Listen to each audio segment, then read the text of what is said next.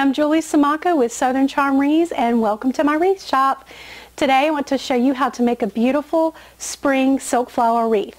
This wreath is lush and full with tons of flowers, a large bow, and a bird's nest. Your neighbors will be blown away with this designer wreath hanging on your door. But shh, we won't tell them how much money you saved by making it yourself. Of course, the beautiful flowers. You can get these from various places, but I'll show you the formula. You just need 3 of the kind of a medium-sized flower, so flowers, and then I purchased this from I think Michael's, and basically it's just a bouquet. It comes on one stem, and it's just a bouquet of flowers that already coordinate with each other, so that's good for beginners to help you get started. But if you take your fingers and just rub it up against the stems, they will actually start to curl out a little bit more, and this also helps to make it look more natural and lifelike. What we do is we use the greenery to actually figure out the shape that we want. Do we want more of an oval, or do we want, exactly round? How far out do we want to come from the base? So that's what the first greenery that we put in, that's what that does. What I'm doing is I'm just, trying to eyeball it. Before I commit to the hot glue gun, I'm just wanting to eyeball to make sure I like the placement. To me, it just is easier to do it this way than hot glue it and then step back and wish I hadn't glued it.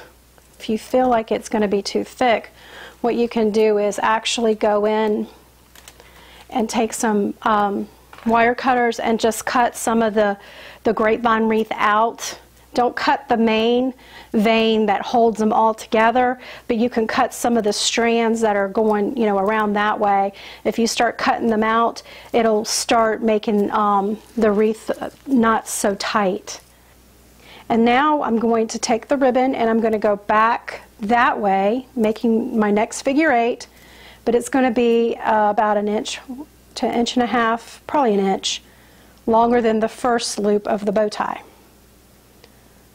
So I push that through my fingers and then pull it back down, back up, and I kind of eyeball it to see if it's about the same.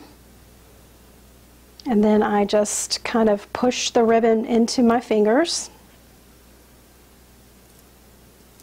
Now I'm going to start the next loop, and it's going to be the same length as this loop back here that we've just did. I like to have them come out about, I guess these are what, about 6 inches? Maybe, let's see.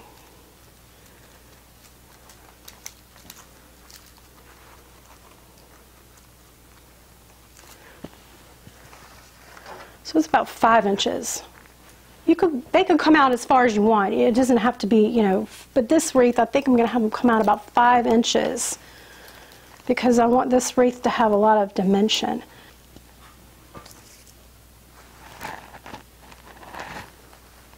All right. So now that we've got our focal flowers in, and we've got our bow and our nest, that's still empty. So let me show you what I would do next. Place them enough to where they're not touching each other, because I don't want a stuffy wreath. I want a flowy, airy, wild, natural looking wreath. I mean, there's nothing wrong with a stuffy wreath, but that's not the look I'm going for with this one. The way I look at it, it really isn't my talent. It's on loan from God, so I want to show you as much as I know, which sometimes isn't a lot. But sometimes I'm like, I didn't know I could think of things like that. Just know too, there's really never any time that there's a problem you can't solve. Thankfully, these are, you know, silk flower wreaths. They're not going to die.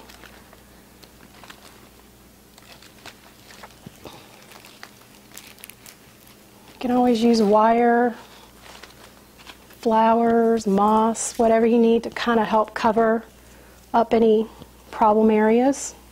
I'm just going to hot glue them in, and it'll end up covering up that pipe cleaner in the center.